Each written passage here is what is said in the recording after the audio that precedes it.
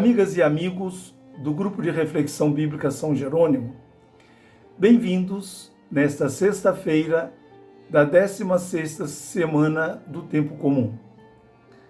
A perícope evangélica da liturgia, tirada de Mateus, capítulo 13, de 18 a 23, integra o chamado discurso parabólico da catequese mateana, correspondente ao capítulo 13.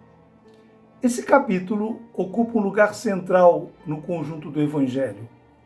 Nele, Jesus oferece aos discípulos chaves para a compreensão dos mistérios do reino, ou seja, a dinâmica da ação de Deus na história.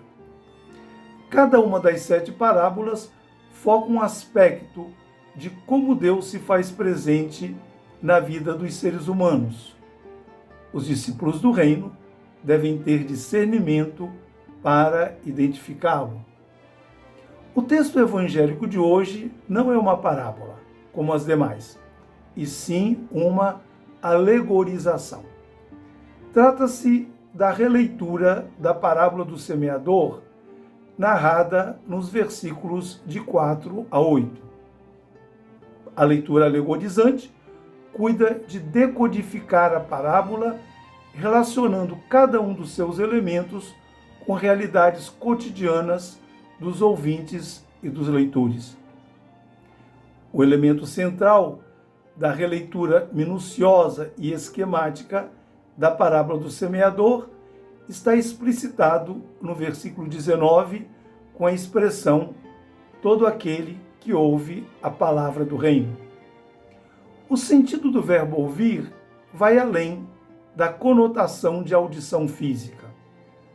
Trata-se de uma experiência profundamente existencial que toca o ser humano e o move à ação.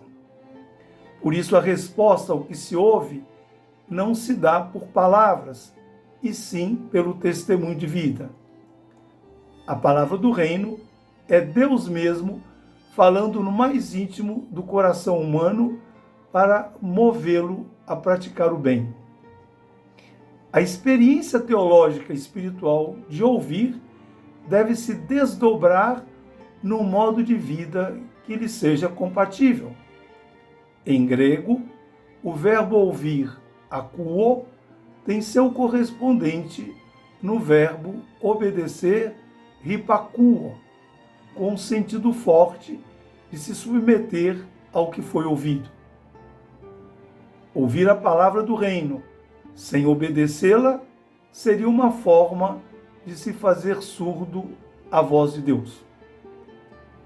Em face da palavra do reino, são 2 as atitudes possíveis: entendê-la ou não entendê-la, como indica a alegorização. O verbo entender, siníame, tem o sentido de captar existencialmente a mensagem transmitida, não apenas racionalmente. Significa compreendê-la com a vida, superando a pura razão.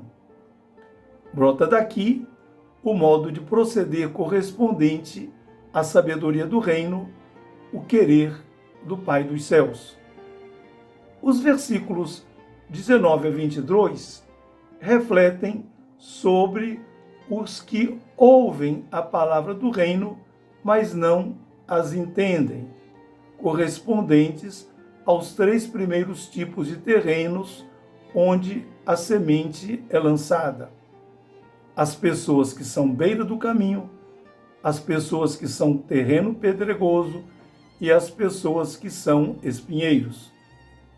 Nesses casos, a semente permanece infrutífera pelo não comprometimento do ouvinte com a palavra, pela superficialidade da escuta, pela mundanidade ou pelo fascínio das riquezas.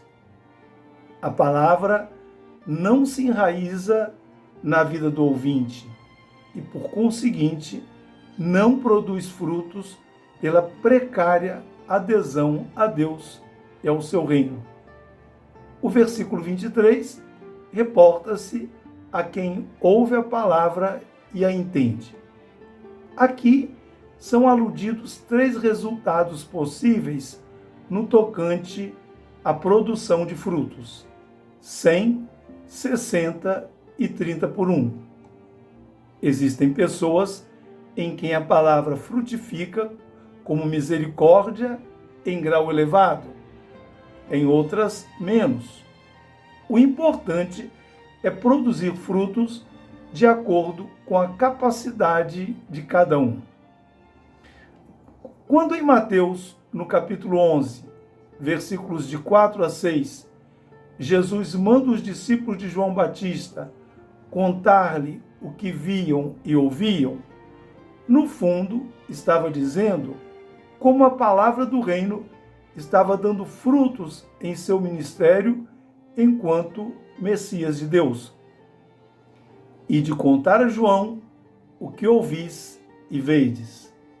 Os cegos recuperam a vista, os coxos andam, os leprosos são purificados, os surdos ouvem, os mortos ressuscitam e os pobres são evangelizados.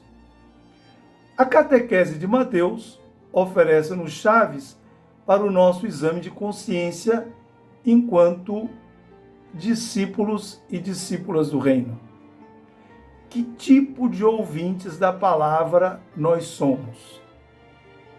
Esforcemo-nos para sermos daqueles que ouvem a palavra e a fazem frutificar maximamente, como solidariedade, como justiça, cuidado com o próximo, atitudes esperadas dos discípulos e das discípulas do reino. É boa meditação.